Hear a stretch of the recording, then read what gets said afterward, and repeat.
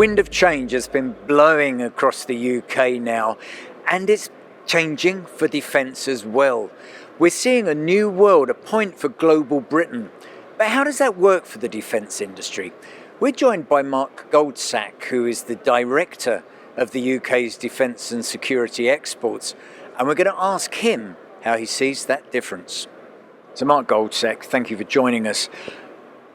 Britain's place, the global Britain, changing in the world. Defence is going to be perhaps more important than ever. Tell us about defence exports and what we've got to do to be in this new world.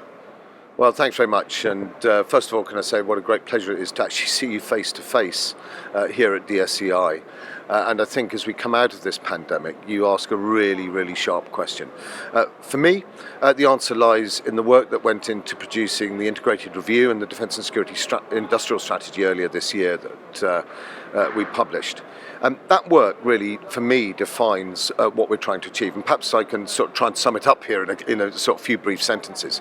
I think the first point I would make is that what we now know and have recognised publicly in those documents is that industrial capability is as important to our national defence as anything else, as genuine front-end military capability.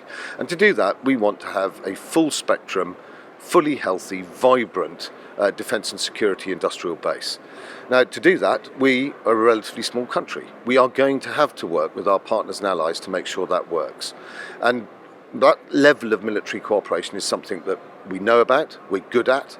We've spent decades convening and perfecting the way that we do that in NATO, in our relationships with our closest allies around the planet. And when you look at the degree of operations that we've been on in the past 2 or 3 decades, we've actually got some very hard operational experience underpinning the delivery of that capability as we go through that process. Now, that level of trust is what it's going to take to create a stable industrial base that works properly across the global defence economy. And that's really where DCIS gives us a real opportunity, because what we're now able to say to partners, both in other governments, partners in industry, other partners across our own government, is that, look, here is a very coherent view of what we're trying to do. These are the sectors that matter to us. These are the capabilities we're looking to work with other people on. And that makes it much, much more straightforward for us to coalesce real energy, build a real sense of Team UK around these propositions, and then go out there and work with our partners to produce something that suits both of us. And this is where I think the UK's unique offer into the global economy is.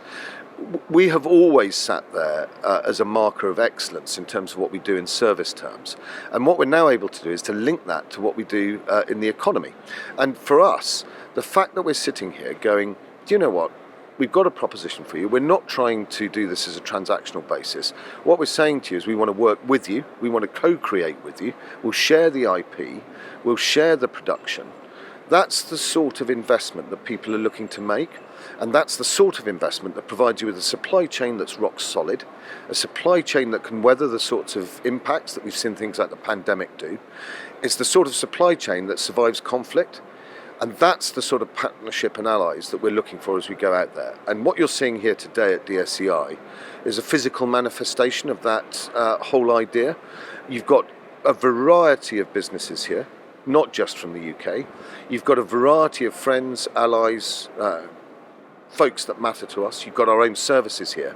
And you can see and hear the excitement in the air of trying to deliver that joint effect across the system. And when you look at the really quite challenging world conditions that we currently sit in, the fact that we're recognising that, the fact that day after day here at the show we're seeing really successful conclusions of various agreements, various arrangements to work together, various partnerships being born, that's what's going to hold us safely as we look into the future world.